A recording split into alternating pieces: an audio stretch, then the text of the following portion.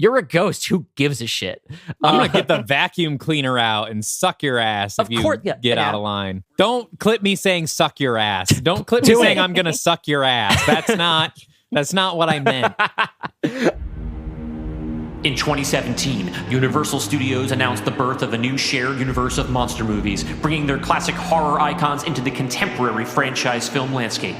But after the critical and financial failure of its first installment, the project was indefinitely abandoned. Now, in 2024, the powers that be have called upon one pulp horror devotee and one snarky film critic to unearth the concept. I'm Dylan Roth. And I'm Dalton DeShane. Bum, bum, bum, bum, bum. Are you afraid of the dark universe?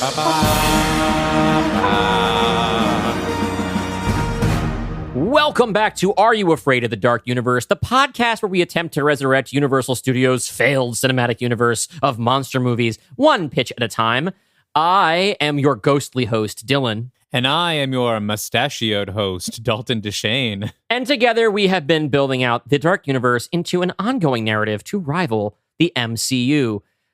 We've got a fun one for you today. It's a movie we actually had not either of us seen. Yes, which has happened before. Yes, but we got to see it for the first time together, which was kind of nice. We watched it together with the Discord, with our Are You Afraid of the Dark Universe patrons. We all watched The Ghost and Mrs. Muir together, which is today's guest pitch. That's right, because in between our own canonical installments, we've been inviting our favorite storytellers into our office to plumb the depths of the Universal Pictures catalog or elsewhere for other properties to potentially remake and fold into our own continuity. Our guest this week is a writer, cartoonist, and game designer known for webcomics such as Monster Pulse and The Golden Boar. Her new graphic novel, Tiffany's Griffin, which she co-created with Maddie Gonzalez, is due to hit shelves this August. Please welcome to the Dark Universe, Magnolia Porter Siddell. Hello. Thank you so much for having me. I'm so excited. Welcome to the Dark Universe, and thank you for bringing us our first ever romance film into the Dark Universe. I don't think in our canonical pitches or guest pitches, I don't think we've ever had a straight up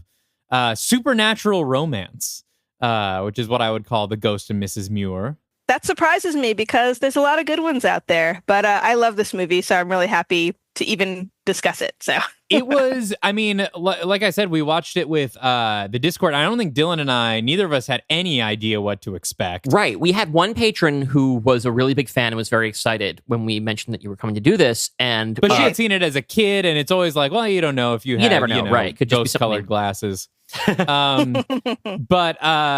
No, I think we were all, like, everyone in the chat and us, we were shocked at how great this movie is. This is a fucking great We really film. liked it. Yeah. Yeah, I really love it. It's one of my husband and I's like favorite romantic movies to watch together. It's that and It Happened One Night. And in Halloween 2019, we did like a couple's costume of it, but no one knew what the hell we were. The only people who recognized it thought we were referencing the bad TV show, and they're like, I hated that show. And we're like, that's not okay. All right, sorry. Yeah, so let's give a little bit of background on the movie, because basically this is a film from 1947. It is not, by the way, a Universal picture. This is a 20th Century Fox film. However, because it came out in 1947 and has not had a remake or anything since, I think it would be pretty easy for us to get the rights to it. Yeah, I think maybe that, like, you and I, Dalton, could get the rights to this if we needed to. If we needed to. Apparently, there have been an adaptation since. There was, like you said, a TV show that was kind of a sitcom, I think that ran in, like, the 60s.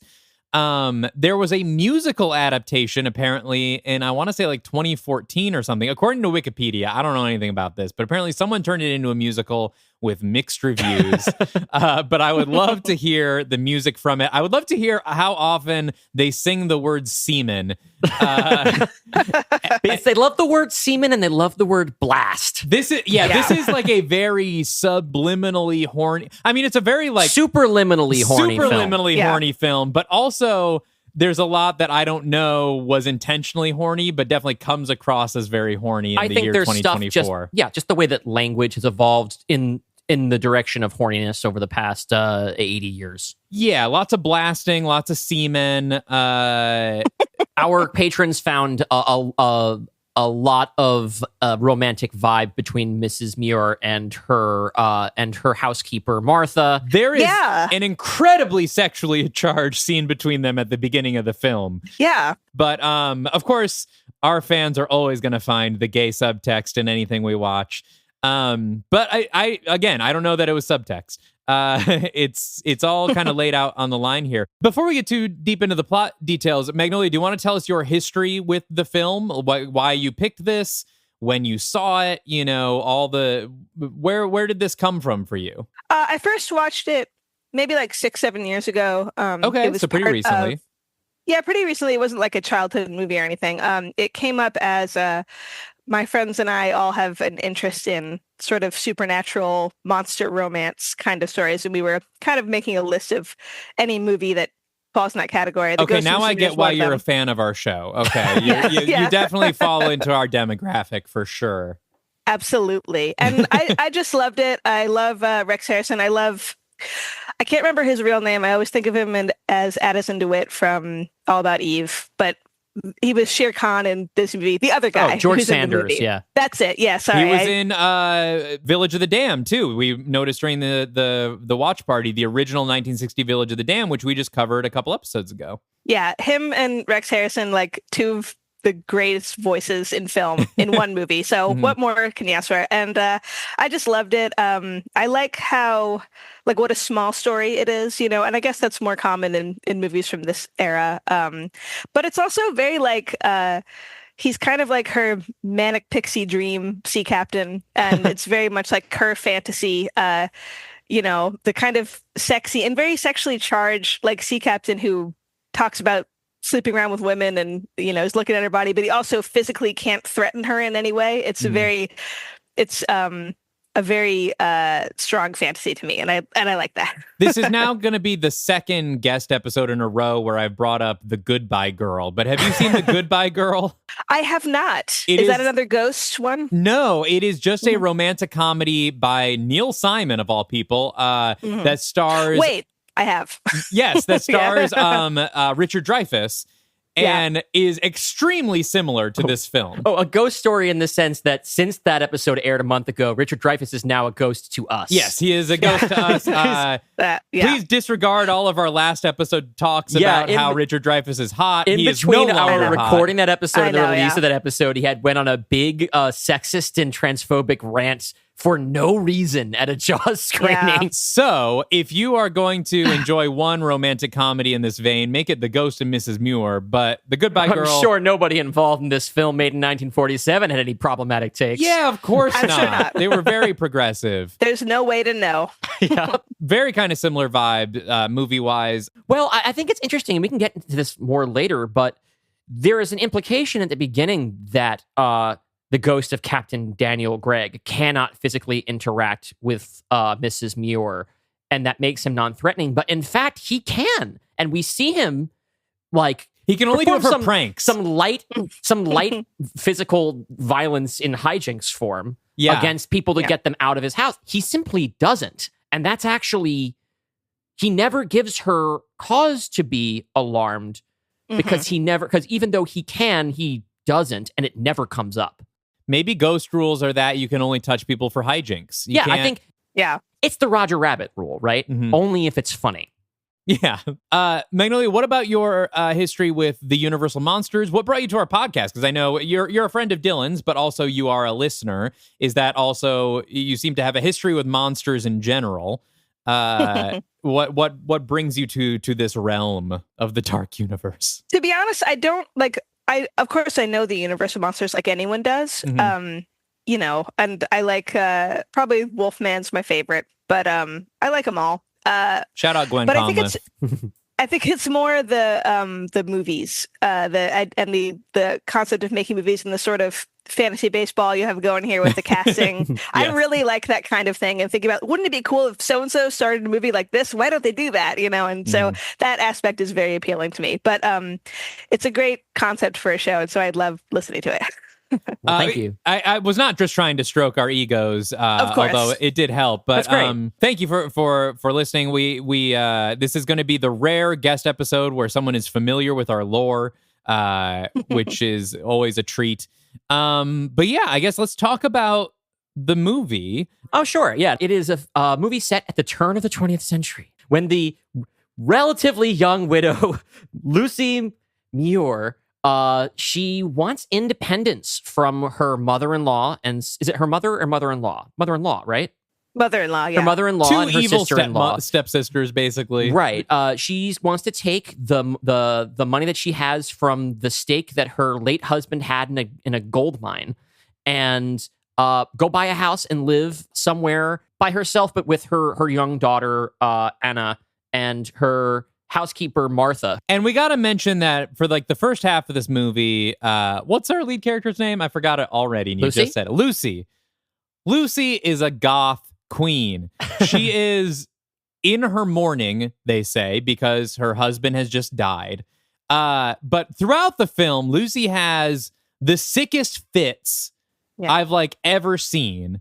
But particularly in the first half, it's all black, just like goth wife aesthetic. Lydia Dietz has like a clip, like a bulletin board of just screen grabs from this film. This movie is basically Beetlejuice meets The Goodbye Girl. I think would actually be a really good Venn diagram to describe it. Right. So she goes and buys this house that's apparently, or rents, I guess, this house that's unrentable because it's haunted. And explicit, like this, I really thought we were going to get a different tone from the movie because it kind of gets explicitly comedic for a second, like a little madcap as she like explores this house, and then, you know, the realtor is like, oh, but you don't want this one, it's haunted. And then they hear the voice of Rex Harrison cackling maniacally throughout the halls, and it chases them out onto the front stoop. And then she's like, I love it. I want it because I'm a goth wife and I want the haunted house. But it was shocking to me how very explicitly supernatural it got right off the bat. Yeah, nobody questions. They either don't know that there's a ghost or they know that there's a ghost, right? Yeah. Nobody is like, there's no such thing as ghosts. They're either aware of the haunting or they haven't been informed. But she loves the house. And she's not put off by the fact that there's the ghost of a crusty old seaman in the in the house who has a big portrait of himself that he insists on staying in the master bedroom as a condition of her living there. Can someone please clip Dylan saying crusty old seaman? Yeah, we'll put it on the soundboard, the Discord. Well, you know, he doesn't like the term sailor. That's a landlubber's word, Dalton. That's true. And we're trying to be authentic, like her book. Yes. We'll get to her book. He is very insistent that she only say seaman. And who knows if that's actually for a nautical reason or just his sick little perversion. Anyway, Lucy commits to this house and she lives there with her daughter, who's only kind of a character. And often forgotten. Yes, who was at first as played by a very young Natalie Wood. Yep. Oh, that's who that is? Yes.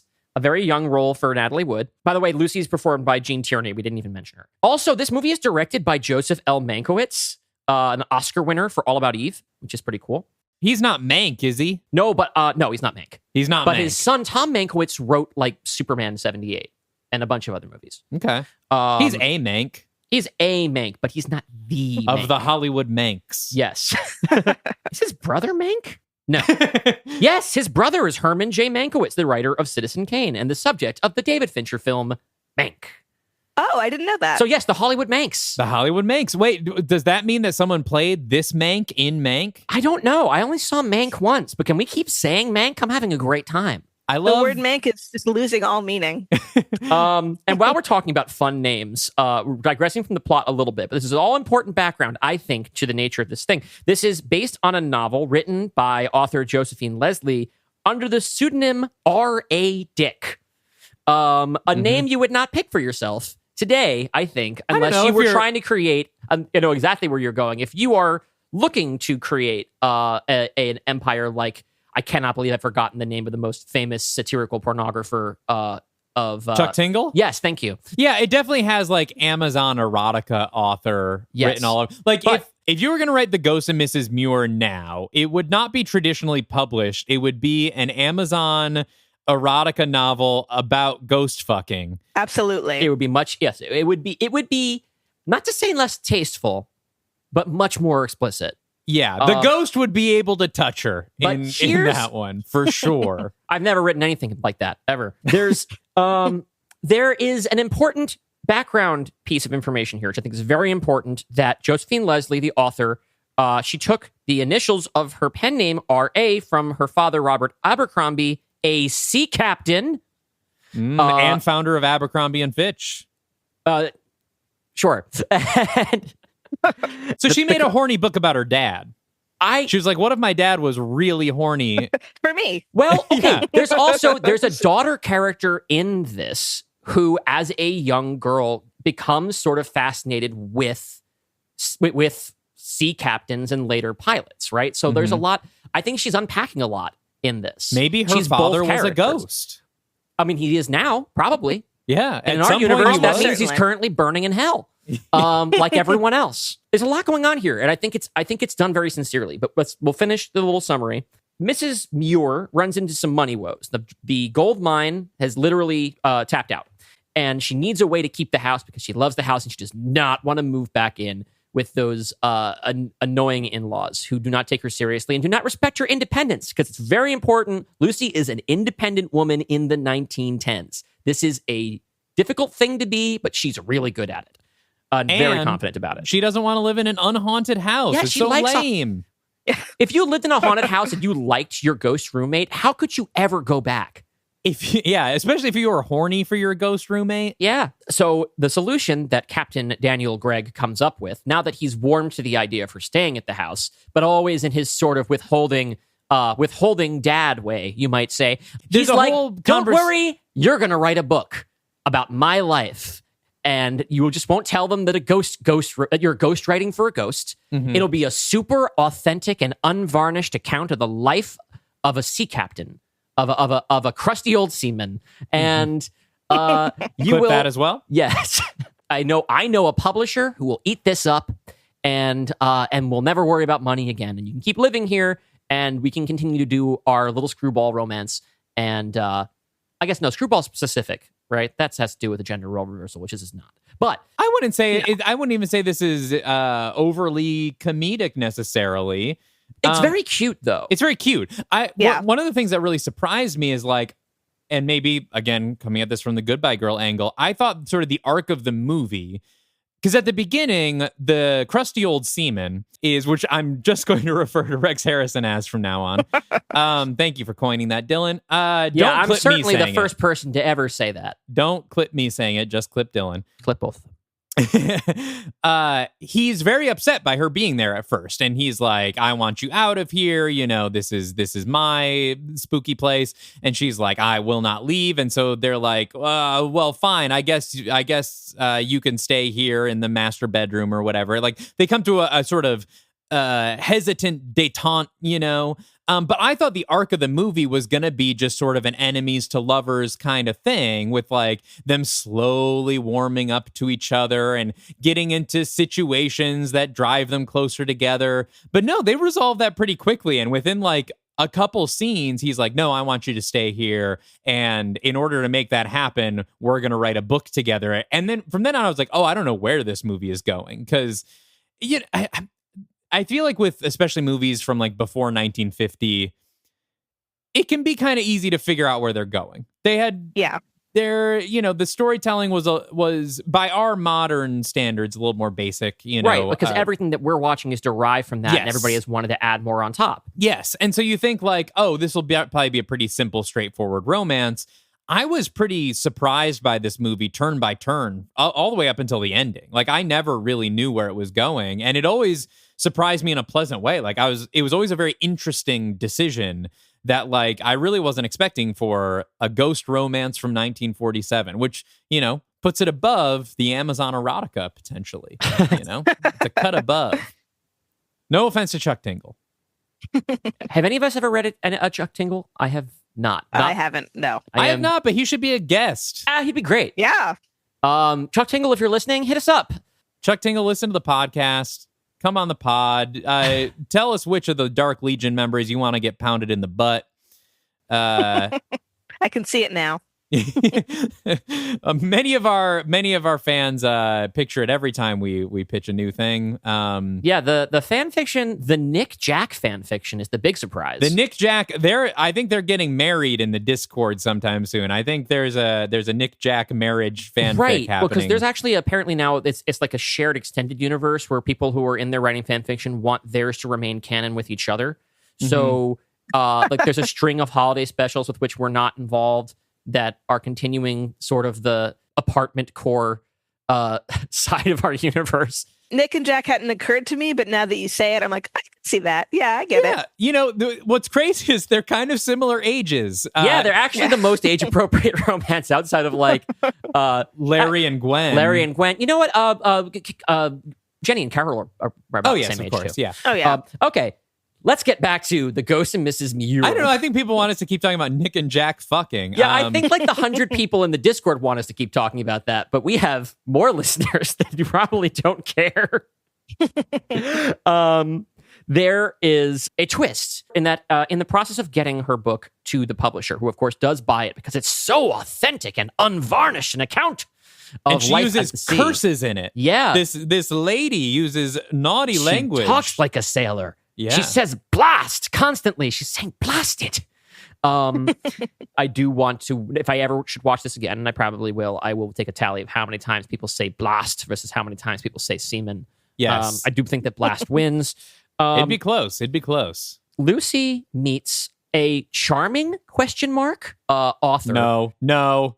He is No. treated in the film. He is treated as if he is charming, But he is everyone not. knows. Everyone knows he's bad news, but her. Yes. Named Miles Fairley, who I think is the guy who did the famous Obama poster, right? Yes. And he... Wait, Magnolia, what is your read on Miles? Tell us what you think of this character. I found him repellent. He is repellent, but in a very sexy way. Like, it's just the voice, mostly. Like, he's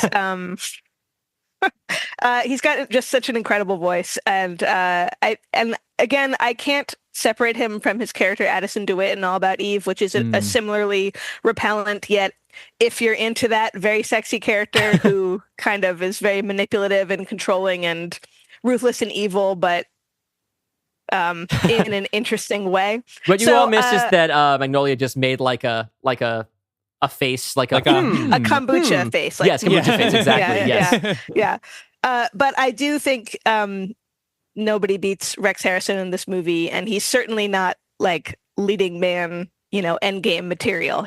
But I buy him as charming, basically. One of the really nice subtleties of this movie is that Rex Harrison's character, the crusty old seaman, is repellent and unvarnished and, mean, but in that sort of classic romance novel way where you do want them to end up together. And then this Shepherd Fairy guy is repellent. He's been around a long time. Yeah. And he's a painter. We see that in the film. He's repellent. Also did not get permission from the subject. Yeah.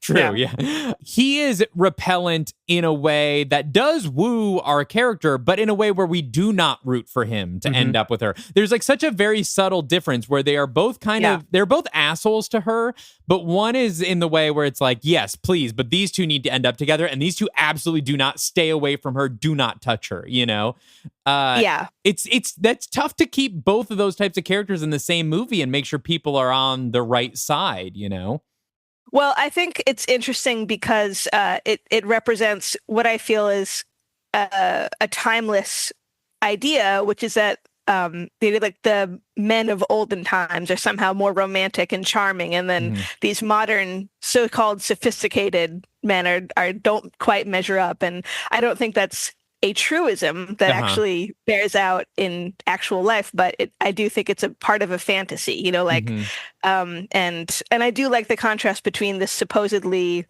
modern sophisticated man who is terrible and the more honest roughness of Captain Gregg, of Rex Harrison's character. And also, when one's a sailor, it's like he's just got that romance novel cover.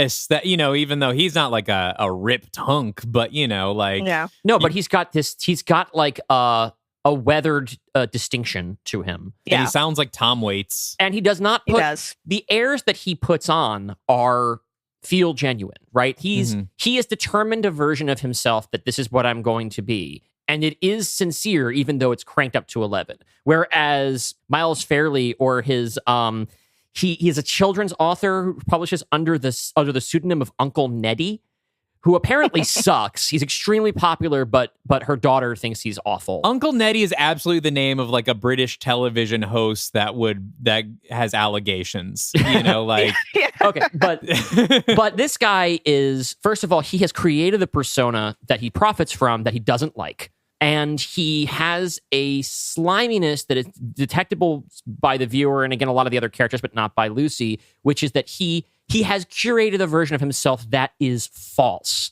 And that is very different from committing to a character, you know? Mm-hmm. But I'm also interested in Magnolia. You've kind of studied this whole idea of like the gruff, old school, more classically and unflatteringly masculine figure of a romantic lead in your own work, and also Yes, I've studied it very carefully. for academic purposes. So Yeah. So I'm just curious about, like, do you want to unpack a little bit of the appeal there? Do you want to relate it to your own published fiction, or is it a promotional opportunity? It is like the thing is, I don't know if I was prepared to answer this question, so I don't know how in depth I can get into it. But it is certainly appealing, and I think it also has the appeal of definitely being fantasy. You know, like I think that this kind of person can exist in real life, but it's not something that you're sure to find and will correlate to being romantic or appealing in some way. But yeah, I don't know. I just like it. I'd have to think about it a little more. It sounds like it's kind of like sort of the horror movie thing, where it's like, here's an idea that's interesting, and or like Roller Coaster, where I want to explore it in a context that is not going to ruin my life. Yes, and I also think there's an element. I'm realizing now. I think there's an element of fantasy, not just in the other, but by being in love or involved with this person, you get to embody an aspect of that yourself in some way, or get to identify with it in some way, if that makes sense at all. It's and just, adventurousness. Yeah, like that makes sense. Yeah. But there's an interesting thing about Captain Greg, in that he has a lot of generalizations that he makes about women, almost all of which he decides do not apply to Lucy.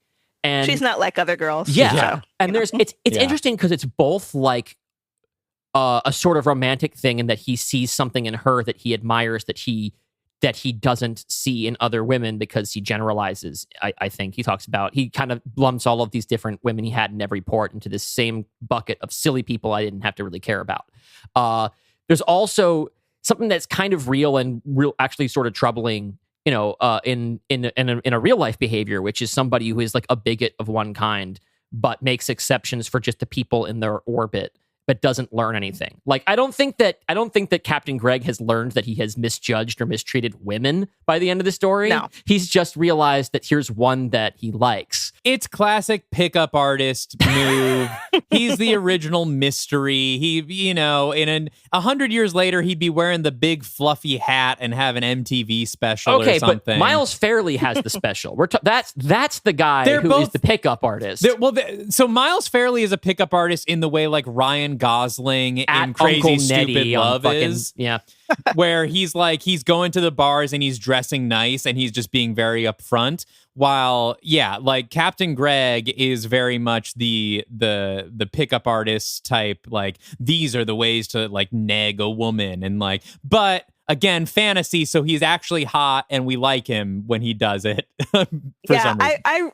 I read it as more as bluster a little bit, or maybe even, this is me also, you know, giving him ultimate benefit of the doubt, but rather that maybe he doesn't know as much as he says to know. Maybe he's not as wise to the world in this way as she is, you know. And I like that she kind of just rolls her eyes when he speaks like that, and just kind of brushes him off, rather than, I don't know, some other way that justifies it in some way. He doesn't seem to have the ability to hurt her feelings with his sort of like very typical of its time sexist bullshit.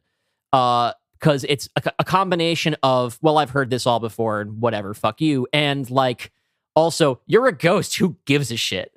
I'm gonna get the vacuum cleaner out and suck your ass if you get out of line. I mean, I guess because we're Don't sitting here. Don't clip me saying suck your ass. Don't clip me saying I'm gonna suck your ass. That's not what I meant. But I think what I guess I don't know that because we're sitting here, nearly a century after this movie was made, and then another 30 years after it was set.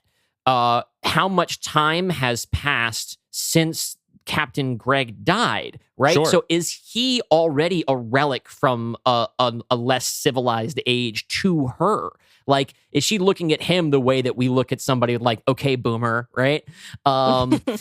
It's something that I guess that is lost in the time compression of us to them and her to him. Well, also, the movie wants us to give him the benefit of the doubt. And this is where, like, it's not just the writing, but the performances really matter in a romance like this, because Rex Harrison has to ride this line of being very brusque and rude. But as you pointed out, Magnolia, like, be kind of putting on airs about it, and it's like maybe there's a defensiveness to it, or like him putting a wall up in a way where instead of being like, as maybe we are with Fairley, where we're like, fuck this guy, we're like, oh, no, there's something behind that to him, and she just needs to unlock it, and there's more to this man than than his simple negging, and that comes across, that has to come across in the performance, and Rex Harrison, as much as like, I think you could make a mistake of saying that his performance is kind of one note, because he is he's in this maximum sea captain mode all the time, but there is nuance in that, that I think he gets across really well.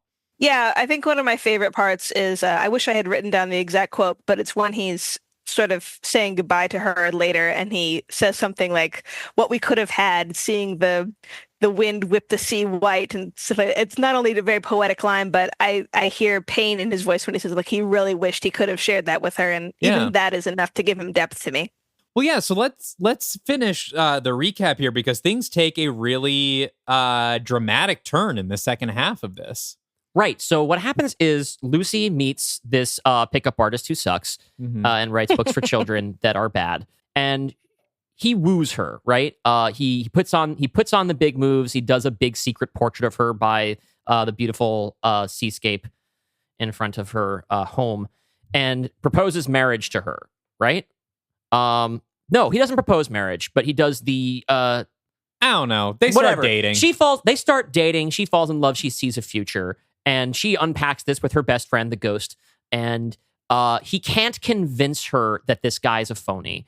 And so rather than being... Everyone knows. By the way. Martha knows. Yeah. Martha's like, this guy sucks. We find out later her daughter hates this guy. Yeah. Everyone's like, fuck this guy. He sucks. So rather than become an obstacle to what she wants, Captain Greg chooses to basically in her sleep, he turns her memories of him into a dream. So everything about like writing the book together, this is all becomes mixed up in her head as sort of a fantasy that she's living out here so that she can move on with her life. She wrote the book by herself. Yes. Yeah, based on these dreams she had of a sea captain or whatever. Yes. And so that frees her up to not have to have this weird conflict of, do I want to be involved with this dead sea captain or this living asshole? And it's very tragic. I mean, we're still like 30 minutes from the end of the movie. And like, this could be like I think some people as we were watching it, expected this to be the end of the film, that like it was going to have this just tragic ending where this couple that we've been rooting for, he makes her forget their relationship, a very eternal sunshine kind of moment, you know, of like, you will forget that I ever existed, you know? Yeah, because in his mind is like, I don't believe that I don't think that what you've just chosen is really going to make you happy, but it's your choice to make, and I'm getting out of the way, which is really like the ultimate statement of the truthfulness of his love for her. Right? Yeah, for the first time we really see those walls come down. He does get very poetic, as you said. Yeah. Like, well, it's the only scene in the movie up to that point where he's not performing for her. It's just him. He's only performing for us, which is to say himself. Yeah. So it's his most true expression of what his real feelings are, and they're so much warmer and less. He's removed the character of crusty old seaman Captain Daniel Gregg and has just become a guy who loves this woman and has a chipped lonely away afterlife. the crusty old seaman to reveal the man underneath. He gives her up and he retreats into memory, basically. He's not seen again. And then the movie continues. She commits to this relationship, or at least she decides to commit to this relationship. And then she she gets his address, which she has not had at this point from the publisher. She gets to his house, and as all of us were saying, he's fucking married. She finds out he's married and that his wife has been through this a number of times. She's very gracious. I feel horrible for her. Yeah. It's a great moment. It's such, I did not expect this in a movie from 1947. Like, Lucy realizes what's going on. Like, she kind of has this moment of like, oh, this is his wife. And she's like, I've made a mistake. I need to go.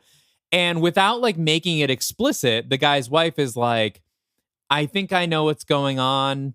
You're not the first, It's like, heartbreaking. It's heartbreaking. Yeah. And we don't actually see him again for the rest of the film. No. I mean, obviously that's the end, but we find out later that there was a comeuppance at some point years down the road.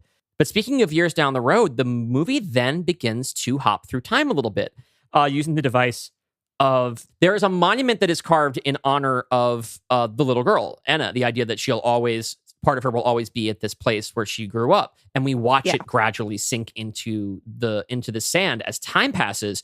And we watch Lucy grow old, not really alone because she's got Martha. But you know what was happening all those years alone. The two, they were roommates. Well, I mean, also when Lucy decides that having the portrait of this old sea captain is actually kind of silly because she no longer knows why it's there. She should put it away. Martha's like, put it in my room. I like it. So if you want to, you can imagine that these intervening years, rather than simply retreating into nothing, Captain Gregg was hanging out with Martha that whole time. Yeah. But time jumps ahead and we meet like early 20s Anna, her daughter, and like we learn this information about how like she's gonna get married, and they're like, oh yeah, remember that guy you almost married? And oh yeah, you saw the sea captain, right? I also dreamed the sea captain. They start to think, oh, maybe he really was here, but there's no concrete answer because he's not coming back. But we can tell this really affects Lucy. Like Lucy is shocked to hear that her daughter had the same dreams, and you can kind of tell Lucy's been wondering maybe all these years, like, was he real or not? There's also this added thing, which is a really important signal, I think, for like a single parent who is considering somebody as a partner, that she finds out that Captain Gregg was like a really good friend to her daughter, whether or not he was real, versus this guy she doesn't know she left him for, who was a complete asshole and she never liked. Yeah. Which, thank God, like you said, maybe Captain Gregg was just hanging out with Martha. Good thing he didn't wait until Anna was older and then just be like, well, couldn't make it happen with your mother. Take two. Anna, let's let me give you the same spiel. You want to write a book together? This is our first allusion Dalton doesn't know that they just made to the Star Trek Next Generation episode Sub Rosa, where Dr. Beverly Crusher lights a candle that she inherits from her grandmother that has the ghost of a handsome man who's fucked every one of her ancestors. If it's all of them, then it's like, all right. Yeah. Then it's, so he's going for a record. Then we jump ahead in time again. And we're meeting Lucy at the end of her life. She's an old maid living in this house with Martha, who fusses over her. And she values her solitude. She values her privacy. She indicates a number of times that being single is not like a thing that she regrets.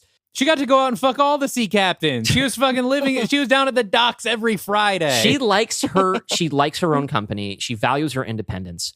But, there's a little bit of what if to her. But she kind of gets to have her cake and eat it too in the way the story resolves, in that we see her pass away in this chair in her bedroom. Because Martha poisons her with the milk. Martha does not poison her. No way. Martha gives her some milk. She takes a sip, and then she dies. Well, I'm just saying. There's the thing is, the moment she picks up that cup, you realize, oh, she's going to drop that, and that's how we know she dies. But, do your own research. I'm just saying. She took a sip. She died. Who knows? Who can say if one caused the other? But and then in a very nice bit of direction from Mank Sr., we pan over to the door of her bedroom, and there's the captain. And he basically says, it's great to see you. We pan back over. There's young Lucy as we first met her. Well, he lifts her out of the chair. He lifts her out of the chair. And when she stands, she's young Lucy. Yes. Because he doesn't want her. He doesn't want old Lucy. Nah. He's like, maybe it's not about him, Dalton. It's called residual self-image. It is your mental projection of your digital self. And they walk off together, and they just kind of walk down the stairs past poor Martha, who's going to find her best friend dead. But her best friend, quote unquote. Hey, my wife's my best gal friend. pal. Her gal pal, yeah. And they walk off together. There's not a kiss, which I've decided I like, actually. Yeah, me too. Because I think that their relationship has. There's an intimacy to their relationship that does not require a physical expression for our benefit. It's just very tender. And I think it also speaks to just how very old they both are, right? At this point, the two of them are finished people. And now they're going to go and be finished people together. In hell. That's right, because that's the only place there is to go. Well, we'll see how you thread that particular needle in your pitch, Magnolia. It's relevant. It's relevant. But yeah, I would have liked a kiss. I don't need it. It didn't hurt my experience of the movie, but I do think, they've lived so long and have not been able to, let's say consummate their relationship, physically, because they can't touch each other. I feel like it would have been a nice resolution to decades of tension, that finally we are together on the same plane metaphysically, and can experience each other physically. Sure, but they're going to go down to that beach, and it's from here to eternity. So that's true. But to me, I think just the idea that they've never touched, she just takes her hand, lifts her out of the chair. Welcome to death. It's not so bad over here. Yeah, I think that's enough. And this has come from somebody who always thinks there should be more kissing and sex in movies. You know what? But I don't think we need it here. I think it really. Yeah. Anyway, here's my pitch. Here's my pitch for the original Ghost and Mrs. Muir, because he leads her out the front door, right? And it's all like smoky and misty out there. It's like the afterlife, and we've established really he has power over doors. He can open and close doors. It's one of his ghostly powers is door telekinesis. And so the door starts to swing shut on them, and I just think maybe in the moment before the door closes, we see them look at each other and start to move in, and then the door closes. Obscures them from view. I think that would be.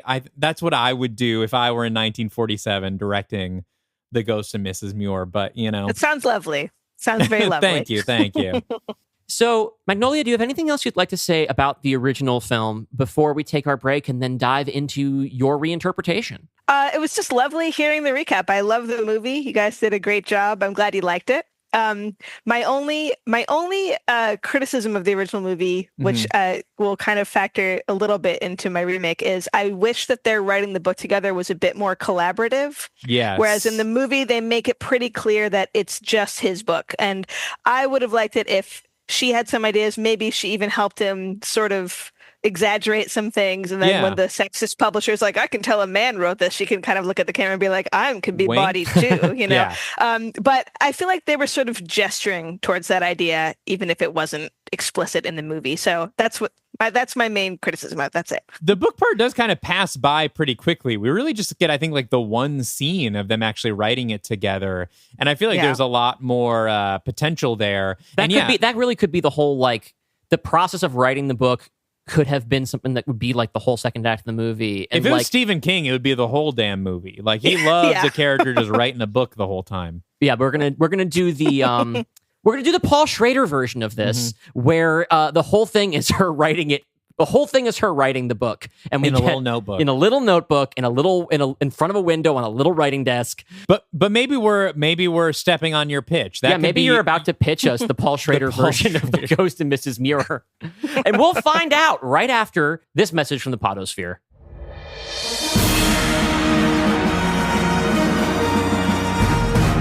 In 2006, DC Comics attempted a publishing stunt like nothing comics had ever seen before. 1 year-long continuous story. For 52 weekly issues. By a writer's room of the hottest comic writers in the industry. What they created was the most important comic book series of the 21st century. I'm Gita Jackson. And I'm professional comic book expert Alex Jaffe. And we're the hosts of 52 Pickup, a deep dive into 52, the comic book that took the conventions of television writing to comics and defined the way we think about superhero universes today. We'll show you just how big the DC universe can be when you get Batman out of the way. And the chain of dominoes that led to Dwayne "The Rock" Johnson playing Black Adam in a major Hollywood movie. Find 52 Pickup wherever you find your podcasts, and we'll go issue by issue into this starting point to our comic book obsessions and figure out why our brains are broken this way. It's the greatest podcast you've never heard of. Are you ready?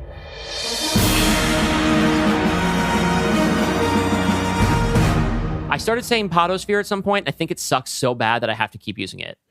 Like, and we are back to Are You Afraid of the Dark Universe with our guest, Magnolia Porter Siddell. It's Siddell, right? Not Siddell? It's actually a Siddell. But okay, well then I'm going to do this again. And you've been friends for how long, Well, it Dylan? wasn't her name the whole time. Okay, no, that's it's my married name, so Okay, it's recent. okay. But that's what you put on your book jacket, so that's what I'm using. Yeah. Yes, it's correct. And we are back to Are You Afraid of the Dark Universe with our guest, Magnolia Porter Siddell. Also, I'm just going to keep in the part where you mispronounced her name because it's No, funny. fuck you. We're starting again. I'm the one editing it. I don't even know that I've ever heard you say your married name out loud. So I did my best. Anyway, Magnolia and I here. go way back, okay? I knew the bride when she used to rock and roll. That's right. That's true. We I are- never did that. We are here to hear Magnolia's pitch for a dark universe reimagining of the Ghost and Mrs. Muir. Will it still be a romance? Will it be a dark and bloody gore fest? Who knows? Will There's Dave somewhere in Bautista between. be in it? Anything could happen. Will Michael Cera lose his face? We will find out. Magnolia, where do you want to start? Do you want to dive right into the plot? Do you want to talk about your approach? Do you want to talk about casting, director? The floor is yours. I'll talk a little bit about my approach, and I'll say that I thought a lot about it, and I was trying to come up with something real clever for it, and I just felt like I was forcing it. So this is a little bit more of like a straightforward, if you had to adapt this movie into the series, how would you do it? So, but I hope it's still fun and interesting. I think it is. I'm sure it will be. And I did not want to make it not a romance anymore. It's still a romance. I wanted to be earnest. So I was trying to think of what makes a genuine, earnest romance scary in some way. And to me, the answer to that is when it changes someone you love. So that's kind of, well, we'll see as I talk about it. And it is set in modern day. I want to make but Captain Greg is still an old sea captain from 1890 or whatever. We don't need to age him up. He's a ghost. No, exactly. He's just been around. And for casting, I know I said at the beginning that the casting is very interesting to me, and it is, but I'm someone who knows a few directors from various points in history. I wouldn't say I'm up on all the modern directors. Sure. I'm kind of the same. But I was thinking for Lucy Muir, I'm not even a huge fan of her, but for Anne Hathaway, I know she seems a bit young, but I do think that Lucy is meant to be, I feel like the movie implied that she basically got pregnant at 17 and then married him. They just didn't say that in so many words. I think that's perfect. She definitely seems like the age where she could have a dead husband. Yeah, and I think she can do a sort of earnest romance without winking, but also sure. she seems like she could be a little unhinged, which I think like she's for got this. a lot of range. She's one of those people who falls into the category of can pull off a great dramatic performance and is also, to me, like an S-tier SNL host. Yes. Yeah. And for her daughter, Anna, especially when she's older and returns to the house, I picked this one because she's like the only 20-year-old actress that I know, and Jenny Ortega. But I was thinking also, I don't remember her first name, Purnell from the Fallout series, Ella but Purnell. she's like 20. She's like 27, so she's like maybe 13 years younger than Anne Hathaway. So Well, Yeah, but she doesn't reads quite- young, and I'll tell you what She else is does. going for her. She has done a Star Trek. She is the voice of Gwyn on Star Trek Prodigy. There you go. Love Ella Purnell. We might have to go that direction because I know you're not fully caught up on Phase 3, Oh no. but we did just cast Jenna Ortega in Patrick Williams' Jaws remake, our very last guest episode. Yeah, I didn't hear that one yet. Sorry. a double okay. dose, Forget- two months in a row for Jenna Ortega. Yes. Yeah. But that's also like feels like a natural pick for something in this. Again, I don't know if you're going in this direction at all. But when Dalton mentioned the Beetlejuiciness of some of this, and I kept thinking about Lydia Dietz as a style icon, Jenna Ortega is playing Winona Ryder's daughter in Beetlejuice this year. yes. So But Ella Purnell, that's her name. I She believe so. She did play a teenager in Yellow Jackets, and I found Yeah. her convincing in that. So Another that'll option do. could be the girl who plays the goth girl in Yellow Jackets. I forget her name. Sophie yeah. Thatcher? Is that her name? I don't know her name at all, but is she the one who looked very, very different as an adult? That was the only one where the casting was a little off, I thought, but but she was good. Sophie Thatcher, plays Natalie. Right. In Yellow Jackets, who as an adult is played by Juliette Lewis. That's what I was thinking of. Yeah, yes. That's the only one where I feel like the casting doesn't quite they don't quite look like adult kid versions of each other's. But whatever, doesn't We're matter. adding a lot of Yellow Jackets cast members this phase. We've also got Jasmine Savoy Brown, who Right. just joined the Dark Universe. But I like Ella Purnell. We can stick with Ella Purnell. I like that. If you can get Lauren Ambrose in somewhere, I Yeah, want and- to see her get some more work. So crazy find that we something. haven't cast Christina Ricci in our universe. That is crazy. I was actually also just thinking a good Lucy could be Melanie Linsky, but I like Anne Hathaway. She's more of the romantic lead. And Yeah. if we're thinking about somebody who we want to carry a film, she can open a movie. Yes, Anne Yeah. Hathaway. can No open a disrespect movie. to Melanie Linsky, we love Yeah. her, but Yeah. And for Captain Greg, I have two thoughts for this one, and I'm not fully sold on either of them. And Okay. the first one is Robert Pattinson, because we know he can do Sea Captain That's kind of true. character. and he loves to watch people in their sleep. That's another And thing. and he can be a little bit he's got something, I don't know. And the other one, again, neither of these I'm married to, because I had a real hard time thinking of it, but the other one I was thinking of was Christian Bale. I guess they're both Batman. Yeah, we're Yeah, getting they've diving into some played, Batman. and they've also Christian Bale has played Batman opposite Anne Hathaway in Oh, Dark yeah. Knight Returns. And they didn't Sorry, Dark have Knight much Rises. chemistry, so maybe not that. I feel like Robert Pattinson reads too young for the. Although No, you're but right. we That's- haven't heard your pitch yet. Yeah. It could be a whole different vibe. My thought is he could be younger. Maybe he died younger, but that's the thing. I couldn't think of anybody perfect for Captain Greg. So if you have any ideas, Tom Well, Waits in the let's hear it now. 80s and the 70s would be perfect. I know, he's if we too could, old now. If we could get 1981 Tom Waits, it'd be great. Well, let's hear more about your pitch, and then maybe that'll stir up some ideas. all right. So I'll try to keep it as short as I can. So we open modern day 2024. I was going to set it in Rhode Island, where I currently live, but I've changed it to England because the story requires a seaside cliff, and apparently we don't have those in America like at all. Like, it's just not a geological feature found here. So she's in England. Maybe she's an American who moved there or something. I think New we England start- has a few of those. Maybe? Not at the No? Not- towering level. Oh, okay. No. Yeah, we yeah. have bluffs. We've got bluffs. Mm. Yeah. You called my bluff. Excellent. All right. So Sorry. we open Sorry. in Gold Cottage, which is the house where Lucy Muir has ended up living, but there's something wrong there. It's very dark. It's a very foreboding vibe. Mhm. Lucy Muir is alone in the house, surrounded by darkness. There are paintings all over the wall of the sea captain, painted in a sort of amateur hand. They look very kind of strange and unnerving. There's a knocking at the door. She turns over, sort of frightened, and we don't see who comes in yet. Now we cut to maybe 20 years ago. I don't remember what the timeline is, but it's Lucy Muir and Anna Muir, her daughter, very young at this time, arriving at Gold Cottage for the first time. The tone is very different. It seems very Oh. cozy and open, and she's moving in for the first time. And her husband, who she was fond of but didn't really love has just died, left her with some money to kind of find her own way. It's like 2010, so it's not like olden times. Like she'll be she'll be all right. She moves in with her daughter, and from this point, it mostly follows the original movie. We see kind of a similar arc. There's maybe even more of a time difference and age difference between her and this ghostly sea captain who she meets.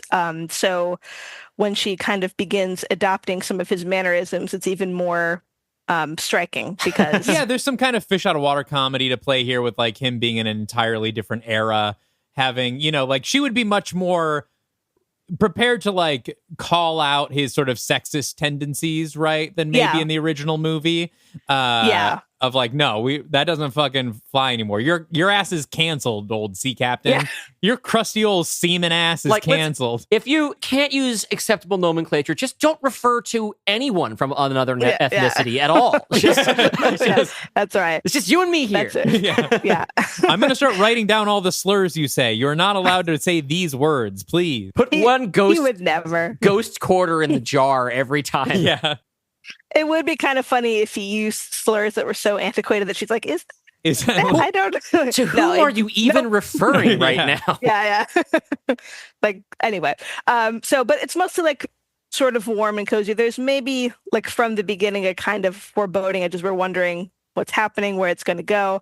But kind of same framework. They write a book together. Like I said, I'd like it to be more collaborative. Like she brings something out of him, not just him brings something out of her. Maybe there could be scenes where he's sort of with her on a boat and she can sort of sail it well for the first time because he's sort of guiding her. Just let's get some sailing together. They never hit the ocean together. And he's not bound to the house in the original. He follows her around. So yeah, we were really confused about that because at first we were like, oh, he's probably can't leave the house, and then he like drive someone's car backwards, and we're like, okay, well now he's off the grounds, and then he just shows up in a cab with her, like in town. My read on this is that he's never been interested in leaving the house.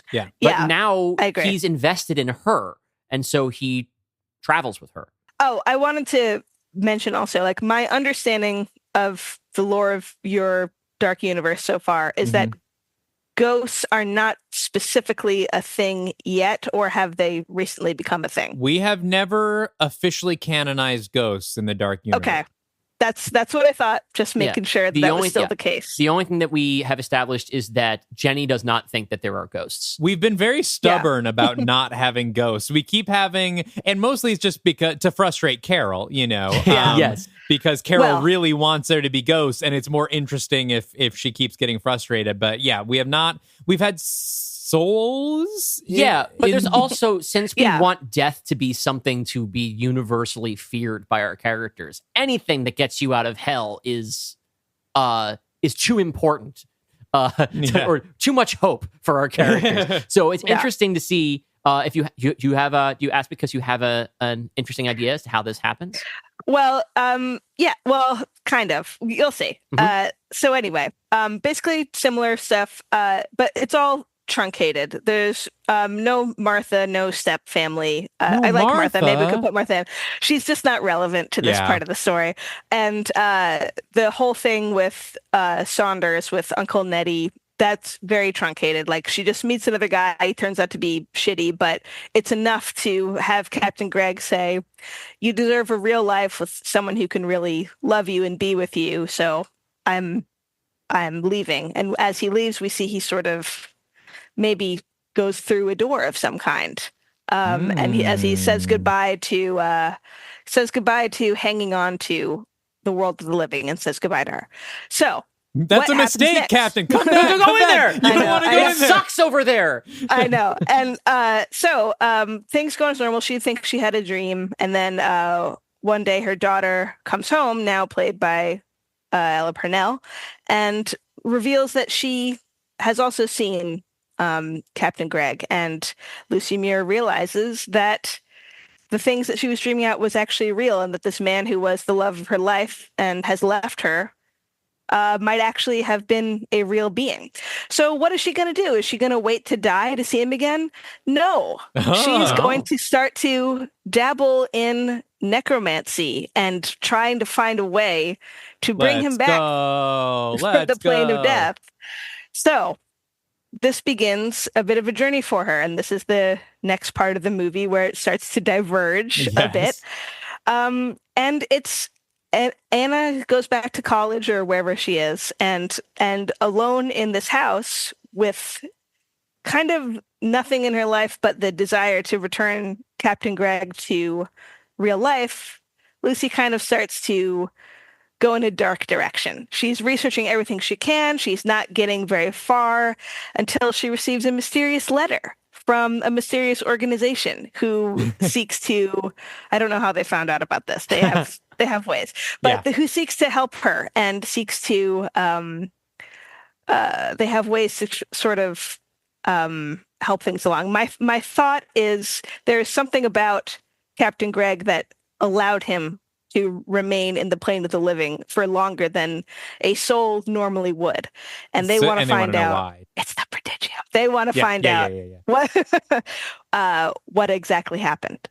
So there's a few things in here that are details that I don't have fully planned out, but the gist of it is Lucy's become totally obsessed. She's learned about all this, that they're building devices to try to draw things from the world of the dead. The house has become creepy. She's also, she had kind of gotten rid of the portrait of Captain Greg that lived there, but now she's like, fuck, I shouldn't have gotten rid of that. And she started obsessively painting him over and over. And it's creepy and scary looking. So Anna returns. Maybe she went to school in the U.S. or something, so that's why she hasn't been home in like a year. She comes home to Gold Cottage, and she's like, what the fuck is going on here? Am I allowed to say? Oh, absolutely. Okay, good. Yeah. I couldn't remember. Remember, we had John C. Reilly's Dick and Balls in like episode 4, right. So you can say whatever you want. That's right. She comes in, and the house that she loved and grew up in is totally just been consumed by this pursuit of Lucy's. And they feel they're very close to a breakthrough, but Anne notices that there's something different about her mother. Like, she seems like she's been kind of too obsessed over this, like too changed. She doesn't seem to notice that Anna's there. She doesn't like these weird paintings she's doing. She doesn't like that she's so obsessed with this glimpse at love that she had. And she starts to worry that maybe something strange has happened to her. Maybe she's even like possessed or changed by these ghostly presences, which she's not sure are even real. But I didn't want to put Injured Cold straight in there because I don't know his status currently, and I don't know. Sure, I don't this want to could be a subdivision. I just the idea of like regional managers of Prodigium. Yeah, and I'm thinking maybe it's just kind of one agent that's there all the time because it's just some lady in a cottage. They don't feel like they need to send everybody. So, long story short, things kind of descend. It's a creepy mode. Anna is more and more feeling that something very wrong is going on here, but they feel like they're close to a breakthrough. Anna's about to leave for back to college. She's driving away, but she decides she just wants to come back and just make sure everything's okay. They're on this cliff. They've got some sort of device or machine that they feel will be able to call Captain Greg back. They do. They're capable of doing it, but he is haggard. He is totally just hollowed out from his time in hell. He's just like, Lucy, I never thought I would see you again, but I don't want you to see me this way. I don't regret letting you live your own life, but I wish it weren't like this. He can kind of see that she's sort of become obsessed, and it's not really what he wanted for her. He wanted to step aside for her. But Lucy's overjoyed to see him. She's like, well, you can stay here. You'll pull me back. But it turns out that Prodigium has a different idea. They're going to somehow capture or siphon his soul, either effectively destroying him or at least imprisoning him. Lucy's very upset about this. She starts to fight with him. Anna returns unexpectedly. She doesn't know what to do. She starts filming everything that's going on. And the Prodigium agent decides we don't need any of that shit, pulls out a gun, is ready to kill them both. Obviously, Captain Greg is very upset. He doesn't want any of this to happen. And in order to save her daughter, Lucy pushes the agent off the cliff. They tumble off together to their own deaths. But Anna definitely realizes that her mother died to save her. Oh, wait, I forgot to mention a pretty important part. During all this, Anna does see that her mother's feelings for Captain Greg are very real and very earnest, and that she may have kind of gone off the deep end in the pursuit of them, but it wasn't because she was possessed or manipulated in some way. She did really love this man and want to be with him. So in that way, it was at least an earnest pursuit. So Lucy has died, the Prodigium agent has died, and Anna's all alone, not knowing what the hell to do. She sees a glimpse of her mother and Captain Greg together. It's very faint, but again, they're going to leave together into the afterlife, facing some kind of hell or horror, but at least they're together. But Anna's not too happy about this ending because it's very sad and scary. Yeah. And she doesn't like how everything's gone. So she does a little research, and she calls up someone who she found to be a well-known and renowned ghost hunter, which is Carol and her wife, Jenny Halsey. She says, like, listen, I don't know if I even believe in any of this stuff, but I know what I saw. I hear you know about ghosts. Can you help me? The end. Mrs. Muir will return. I don't know. Okay, that could be like a mid-credits scene. Yeah. Yeah. So there's a lot of details in there that I didn't fully flesh out because I had about a week to think about this. Oh, sure. Yes, we're familiar with the feeling. We rushed you on this one. But that's the shape of it, you know. And the main thing that I wanted to I realized that Lucy becoming dangerously obsessed does kind of ruin the loveliness of her living alone and finding happiness in that. But I wanted there to be some sort of supernatural I like this a lot. Yeah. First of all, I love the Evil Dead 2 shape of this, where you started your remake and then going like that's basically act 1 of the movie. A device that I have used a number of times in our scripts, which is like, what if I just took the first chunk of this and then went off a new direction? I really like the entire direction you've taken on this, where you start with sort of the romance, and then it becomes a horror story, and then it has a little bit of an action and intrigue angle. I like the way that you've incorporated our universe without letting it take over your story, right? You've placed it in the context of our dark universe, but you haven't turned it into something that is like just complete that owes too much to it, right? Doesn't get consumed by it. Yeah. And I really like, I think this is kind of a first in the pitches that we've gotten, where you've deliberately given us an off-ramp from the story into the canon, if we choose to use it.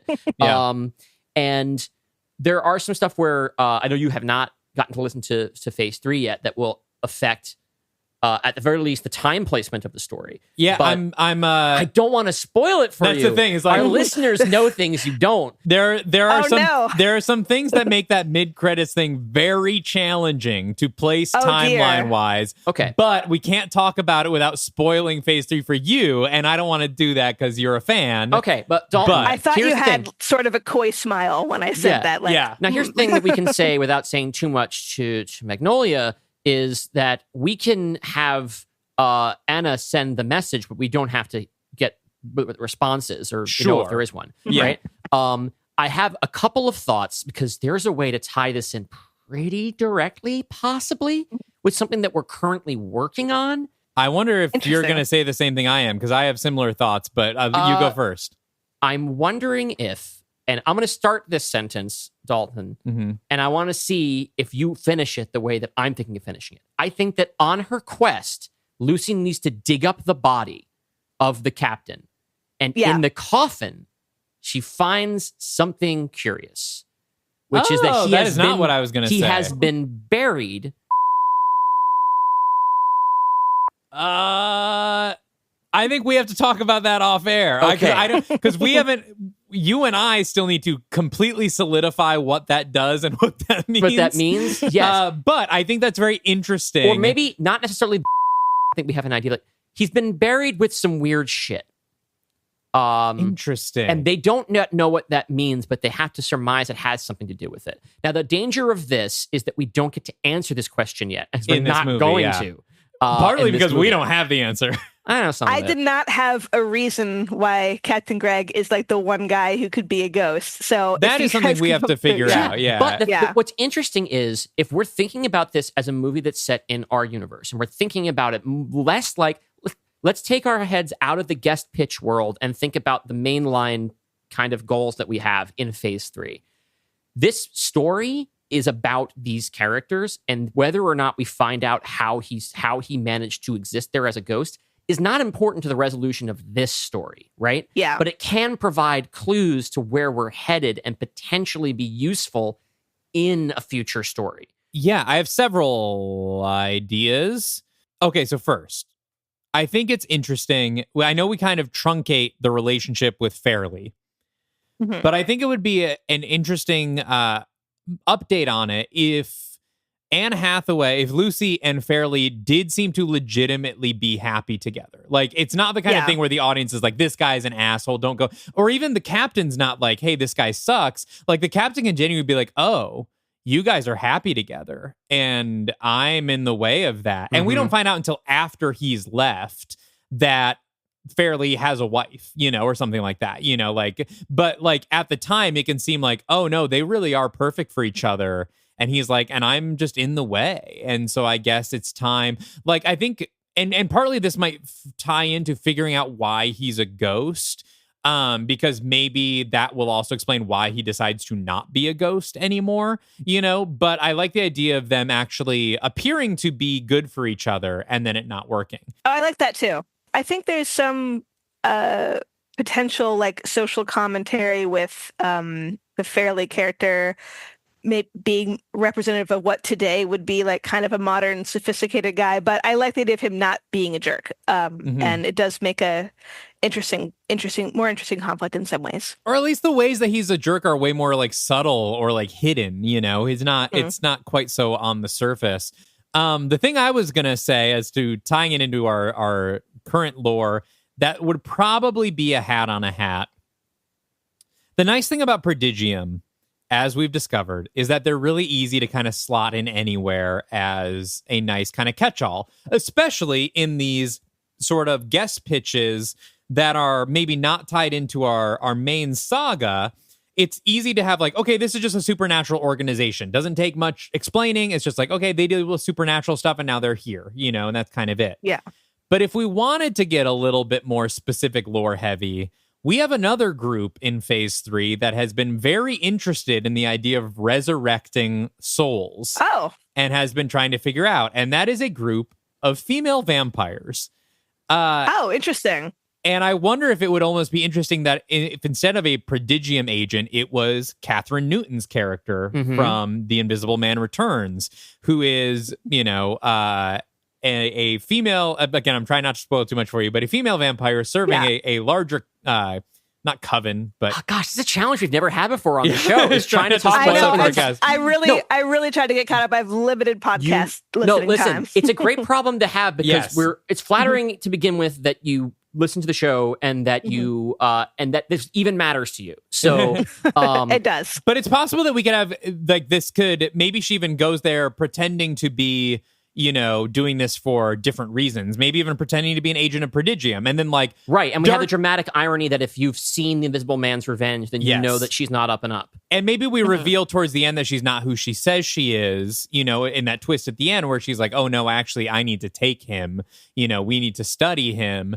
And then the thing is she can't die at the end because we need her in another movie. But they still fall off the cliff. She survives, Lucy dies, That's why I picked a cliff, so that you could be like, but they're okay. Or no one could survive that okay. fall. Yeah. Well, a vampire could. Yeah. And we could potentially tie it in that way, but that's a completely optional thing. I just, as you were saying, I was like, well, we tend to put Prodigium in a lot of these guest pitches because of how malleable they are.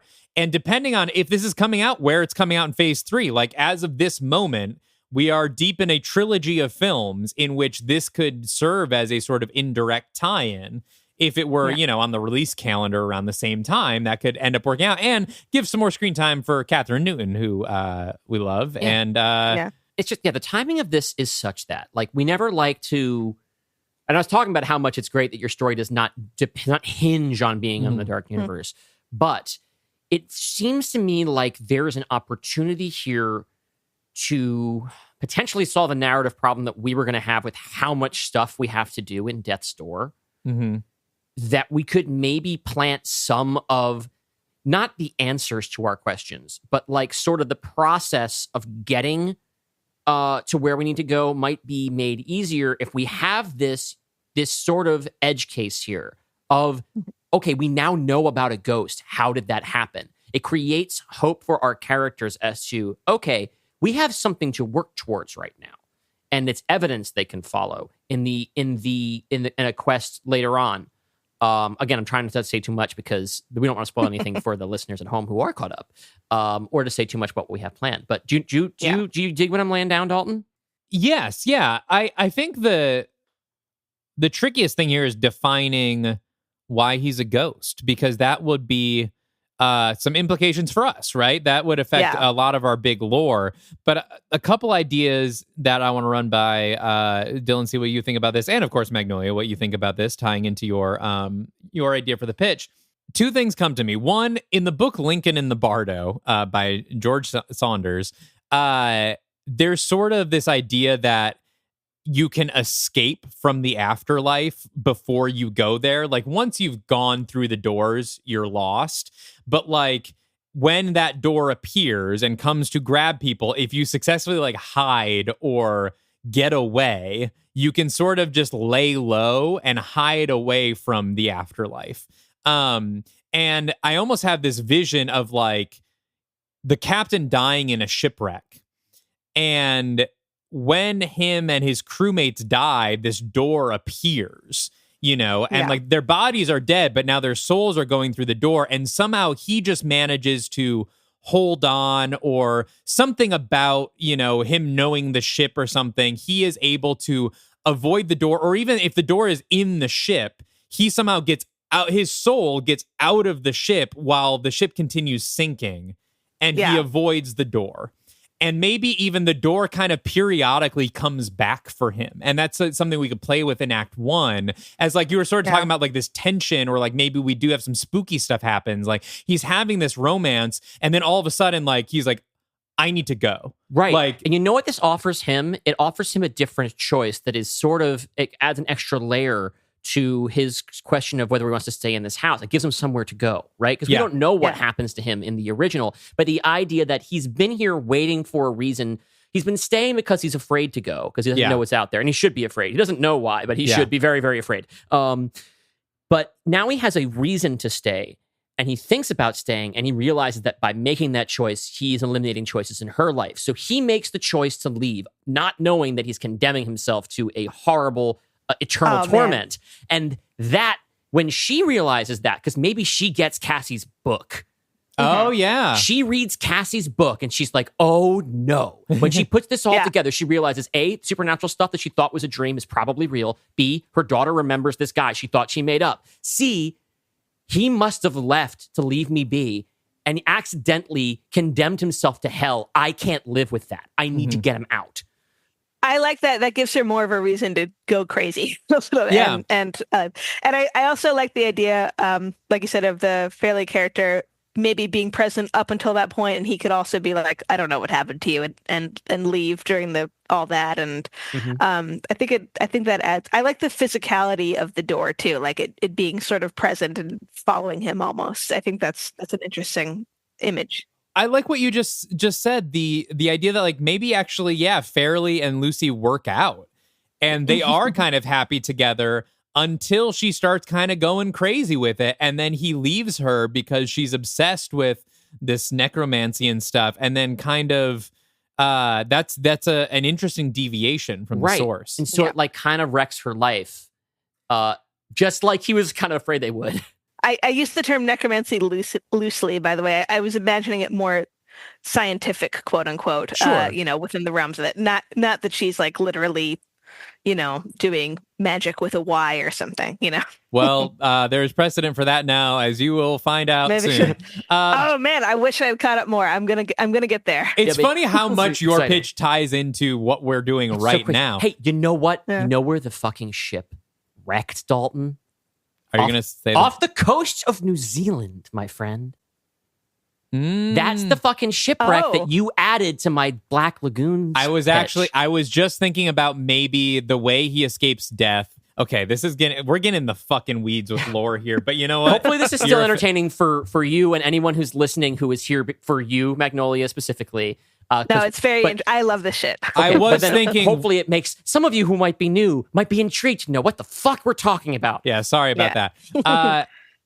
I was thinking, what if the only way that he is one of the only people that has escaped is the shipwreck happens just as the lagoon is appearing in his area off the coast of New Zealand, and is maybe the ship, sinks in the lagoon or something, and he manages to stay outside of the lagoon's perimeter, or something happens where this shipwreck is tied to the lagoon's appearance, right? And he's able to avoid it. And then it's the shipwreck in your Return to the Black Lagoon. All right, but then why is he in England? Well, no, if he died off the coast of New Zealand, because he's from there. Okay. So here's my thinking. And again, I'm sorry this is such a digression, but I love it. What if what the deal is that the captain used to be a keeper of the Black Lagoon, and so when he died, that sort of provided a reason for the lagoon to appear there in New Zealand in Return to the Black Lagoon. Maybe that's why that's the place where it was. That this is a former keeper that the ferryman was close to, and then of course we can put his portrait in the cave, which would be a cool call forward, right? Yep. And be like, wow, is that guy? Well, I free-framed the picture of the cave, and that guy looks like Robert Pattinson. And the idea that like that's kind of how they're connected. We don't have to answer all these questions right now. I just want to plant the potential seeds. I don't want to overwhelm your pitch with a bunch of lore that then overrides the story you're telling. I almost think this would be fun if in your movie we establish he's a ghost, and we don't necessarily give all the backstory, but then we have these Easter eggs in other movies. Like we have the Easter egg in Return of, like we recognize the ship. Like he talks about the name of the ship in your movie, right? And we see it on the side in the very previous film, and then we see his face in the lagoon cave or whatever, and just kind of let that be kind of vague and people put it together. But yeah, because one of the franchise problems here is like we want your movie to be a standalone movie. How much lore from the other movies can we really bog it down with before it's distracting and pulling away from the story you're trying to tell? And I don't want us to do that. But just to clarify, I don't think that I think what I'm talking about doing here is just stuff that is in the way I think the best tie-ins can go, where it is additive to the universe. Yes. But it does not require that you watch any other things to enjoy it. Yeah. Well, that's why I wanted the emotional hook of maybe telling a little bit more from Anna's perspective. Like, what does she think her mother is doing? What's happening? Like, I saw it as a bit like metaphorical. Like, I don't know, if your parent gets remarried and you're like, who are you? What is going on here? Like, this isn't like when I was growing up, but to a big extreme. And that's a different take from the original, but like I said, I thought that was an interesting way to show a kind of dangerous element of true love. Yeah, I think your story stands on its own. I think there's a lot of cool lore implications that Dylan and I can pick up and play with, if we want to in other movies. I think it'd be fun, like almost the thing I'm brainstorming about right now is like, what if a cold open of one of our movies was the shipwreck, and that informs us of some lore or something, but that's not in your movie because it's not necessarily it's that's about the larger dark universe, while your movie is about a woman and the man she loves and her daughter and obsession, right? And so there's a lot of lore implications that I'm sure Dylan and I, and in the Discord and on social media, people will talk about and try to draw connections and stuff. But at the end of the day, I like your movie right here. That's which we haven't had to comment a lot on it because it's just like, no, it's just aces. It's just fucking rocks. It's just... thank you. It's like we haven't had to spend time workshopping your idea because everything about your idea is good. I think the thing we've workshopped is like the relationship with Fairly and like updating that from where it was, because your movie allows for that. I also like the idea that maybe Lucy is a writer to begin with. And so the solution of let's write a book is just like, it's like, well, what can we do to solve this problem? It's like, well, I could write a book, but who knows if anyone will buy it. Be like, I have an idea for a book. How about my life? Yeah. And so he has to teach her about his life on the sea. She has to kind of be like, well, that's not how a story works. Here's how we do this. Wait. because we also know that she makes all these, like crazy paintings of him as she goes crazy. What if she's a cartoonist? Could be cool. Hey, She's a just cartoonist. Like, in the same way that it seems like Lucy Muir was a little bit of a self-insert of the original author. There you go. I think it's cool if Lucy is a cartoonist and they make like a graphic novel together. Yeah. And so she's used to drawing him. And maybe that's even why she's drawn to the portrait of him when she first moves in, because it is this sort of like messy, expressionistic, like it's artistically alluring to her, not just like, oh, that guy's kind of hot, but like the idea that she knows that it's not her style, right? But it's the kind of thing where she feels like, I want to do a better version of this, which I think is an instinct that a lot of artists have when they see something that doesn't quite work. Here we are on Are You Afraid of the Dark Universe? And it's it's just so ripe with potential. I am so frustrated that this is not a movie right now. As great as the original one is, I want to see yours. Oh, thank you. Wow, that's a huge compliment. So your next project, there you go. Your book comes out next month. Yeah, and we should make sure to give you an opportunity to talk a little bit about your upcoming book. Oh, sure. Well, before we get to plugs, it seems like we like this pitch. I think we can make it canon. I think it's pretty firmly canon in phase 3. I'm desperate to make this canon now. And there are some things that Dylan and I may follow up with very, very shortly, potentially. Maybe not, maybe. It depends on kind of what we decide off air. But I think we can go ahead and make this one canon. Thank you, Magnolia, for a wonderful pitch. We should talk about director as well. Oh, yeah. Did you have a director in mind at all? So not really, because like I said, I don't keep up with that many modern directors and not any that would be super appropriate for this. My original thought when I was thinking about it more abstractly, let me just make sure I have his name correct really quick, because it's a really famous guy, so it's going to be weird that I didn't know his name wrong. Charlie Kaufman, because I was kind of thinking of, I'm thinking of ending things in terms of tone, but like I said, I couldn't really force it in that direction. I was like, no, it's just going to be a more straightforward sort of supernatural story. So that doesn't really work. Well, the only problem with Charlie Kaufman is that he would completely rewrite the entire thing to be an entirely different story. And I don't think he would do a franchise movie unless... I mean, we do have an unlimited amount of money. Yeah. And your check is in the mail. Basically, I leave it to you guys. I don't know. Like, I keep thinking of directors that like Martin Scorsese. No, he wouldn't. No, he's not appropriate. I have a thought. My first instinct is James Mangold. I don't know who that is. James Mangold is the director of, I will list the movies that make me think that this might be the right guy for this. And there'll be one that might surprise you. You have sort of dark fantasy stuff, right? In like Logan, but also Kate and Leopold. Oh my God. My husband has the best pitch for a Kate and Leopold 2. If you ever do an expanded universe of Kate and Leopold, bring him on, because it's genius. Wait, but that makes me think, should Captain Greg be played by Hugh Jackman? I would love it. I love Hugh Jackman. I actually think that's really... old. He would be really good. Like, he's old, but in like a hot, grizzled way, right? Yeah, I really, really like Hugh Jackman a lot. I actually think Hugh Jackman is Captain Greg, opposite Anne Hathaway. They have history working together as well, though in a different context. No, they're sort of it's quasi-romantic between them and Les Mis. I think they would... Oh, yeah. I forgot Les Mis. I think Hugh would be great in this. Yes, he would. Yeah, let's get him. What Let's about get him on board. Pattinson for the second for the other guy? Yeah, Pattinson. Or maybe we need somebody a little bit more gentle seeming. We need. I was thinking kind of a weird one for him. Okay. And I don't know if you guys are going to go with me, and I don't know if he's capable of doing this, but I was thinking about Rob Delaney because I feel like he's a little sweet goofball. I like that. And we know he likes to work in England. And he's very emblematic of, to me anyway, I'm old now, so maybe this is the case, but of like a modern kind of Twittery guy.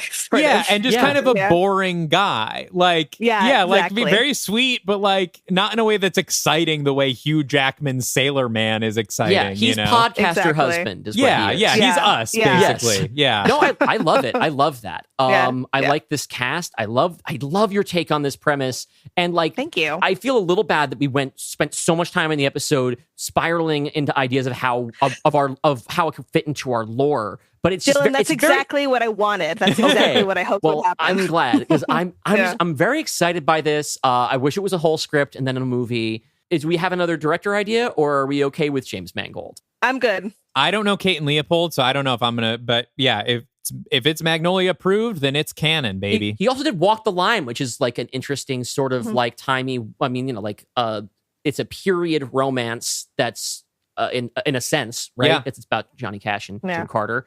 I like his eye. Obviously, 3:10 to Yuma rocks, but I don't think that applies here necessarily. I think he could do it. He likes to do genre stuff, and he likes to do serious stuff, and he's done silly romance, and he's done dark as hell. I'm so glad you mentioned Kate and Leopold. It's not Citizen Kane, but I think it's a really fun movie. Yes. Great. I think we can lock this in then. Magnolia, thank you so much for joining us. Please plug all of your things. Tell our listeners where they can find more of your wonderful stories if they like this one. Thank you. I had a fantastic time. Thanks for having me. My webcomic, The Golden Boar, updates Tuesdays and Thursdays at thegoldenboar.com. It is a fantasy romance with a beast man. So you might be interested if you like the content of this entire podcast. Yeah. And then I have a kid's graphic novel that I created with Manny Gonzalez that comes out August 13th. It's called Tiffany's Griffin. It's about two girls who find a griffin egg and they raise a baby griffin together. I'm very proud of it, and I think you'll like it. Mm-hmm. And then the next thing I have coming out on October 1st is slightly different. It's a set of cards called Cards of Camelot. They're all themed around Arthurian legend. They have illustrations from the wonderful Ver. It's Verface on Twitter. VER, it's their name. And it includes a booklet of short stories that I wrote, prose about King Arthur characters. And that comes out October 1st. So you can look for that wherever books are sold, I guess. Amazing. Thank you so much. As always, you can find us at patreon.com/Dylan and Dalton. We have our bonus pod coming out next week. Another new episode where you can hear Trek's Education, where I am watching a bunch of Star Trek that so far I have not super loved, but we've had some good discussions about. And the Dalterian collection, where I will be finishing my Dalton mandated viewing of Richard Linklater's Before trilogy, which I'm enjoying very much. Oh, I love those. Next week, we'll be talking about Before Midnight, which will probably be the most interesting conversation of of them, I would imagine. Yeah. Dylan does not know what to expect. And Star Trek 3, The Search for Spock, which is fine. I don't anticipate a lot of deep conversation from that one. I believe we will also be playing a game of Rap or Cap, which is where I quiz you on rapper names and you have to tell me if they're real or not. Because I work in hip hop media and Dylan does not know any modern rappers. And so that will be a fun game to play. You can tune into that at our Patreon and of course join the Discord. Join us for the movie nights where we watch things like The Ghost and Mrs. Muir. Mm-hmm. You can also find us on social media at Dark Universe Pod, wherever you media socially, but we're mostly active on Instagram, Twitter, and Blue Sky. And one final announcement before we go. I have to eat some crow on this episode. In 2 weeks, we will have part 1 of my Van Helsing pitch, which it turns out is necessitating a 2-part entry, just like Dylan's Hunchback of Notre Dame, even though I gave him so much shit about it and really pushed him to cut things down and make it. And I was like, we're never doing this again. We will never have a 2-part episode. But I didn't realize Van Helsing was going to need this much. I'm tying up a lot of stuff. I love it. Now, here's the thing, Dalton. I'm thrilled with this 2-part because I always like more is good. Like I like getting to read more of your work because I enjoy it. And I know that our listeners will enjoy it. Mm-hmm. I'm laughing because of how much you hate that this is happening. I hate that this is happening. It is truly just the mean-spirited, targeted at you laughter that I am doing. I bit off more than I wanted to chew. Not that I can't chew it, but I'm definitely not thrilled about it. So in 2 weeks, part 1 of Van Helsing, followed by part 2 the week after, God willing. And then we start gearing up for Dark Legion 3, Death's Door. Yes. We also have some more exciting guests in the works. right now. We have a lot of people on deck. And hopefully we'll have some exciting announcements for you about that in the coming weeks. Thank you, Magnolia. This was wonderful. And thank you for introducing us to this great movie. 2 great movies, the original and the one you wrote. Oh, that's very kind. Thank you. It's my pleasure. I'm glad you guys liked it.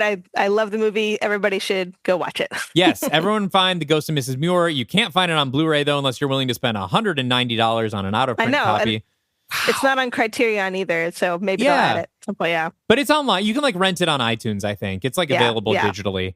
And it's really fantastic. Thank you. And until next time, stay afraid of the dark universe.